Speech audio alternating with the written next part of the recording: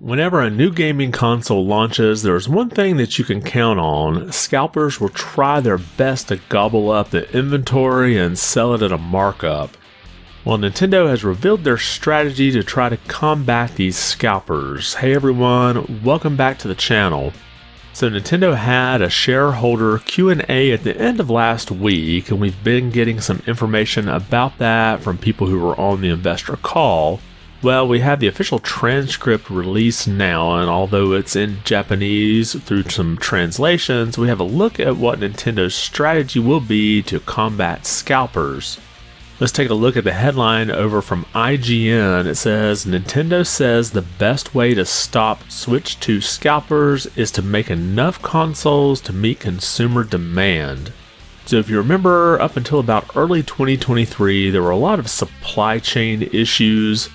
And this was most apparent in the mass shortage of PlayStation 5, so much so that even a few weeks in 2022, the Xbox Series outsold the PS5 in Japan.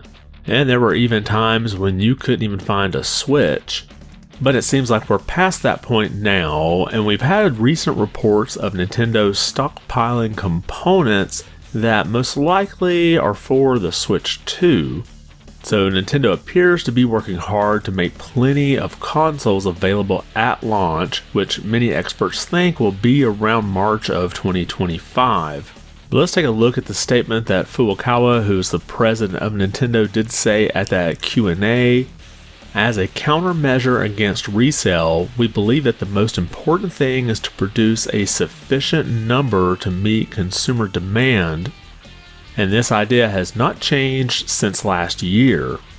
In addition to this, we are considering whether there are many other measures we can take to the extent allowed by laws and regulations, taking into account the circumstances of each region.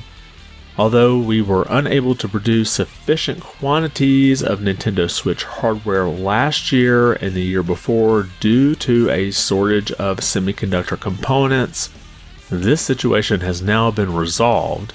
At this time, we do not believe that the shortage of components will have a significant impact on the production of this successor model. So one part of this strategy to combat scalping is just to have so many systems out there that it's just not worth trying to scalp them. But I do have to wonder about the second part he mentions here. Let's take a look at that again. In addition to this, we are considering whether there are any other measures that can be taken to the extent allowed by laws and regulations, taking into account the circumstances of each region. So I'm not exactly sure what other measures Nintendo may be looking at here. At least in the US, when it comes to scalping high demand products like this, it's not illegal.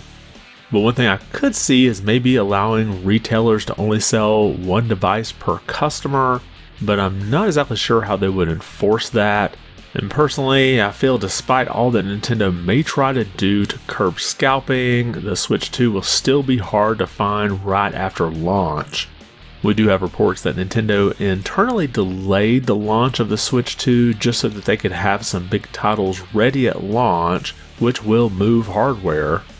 And if Nintendo tries to split their hardware, say with two different SKUs, like we could have a Switch 2 with a cartridge slot and then maybe an all-digital version, or say they have one with an LCD screen versus an OLED screen, or maybe even just a SKU that has more storage, that would make it so that the most desirable system would be harder to find.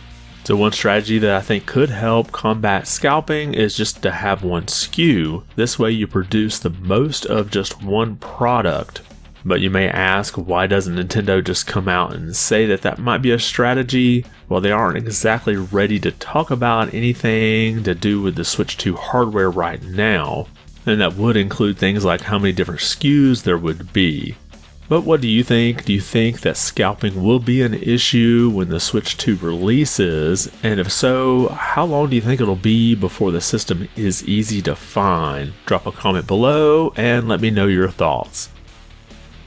And if you liked the video, be sure to give it a thumbs up. And if you haven't subscribed yet, consider doing so. It really does help the channel out quite a bit. I want to thank you for watching and be good.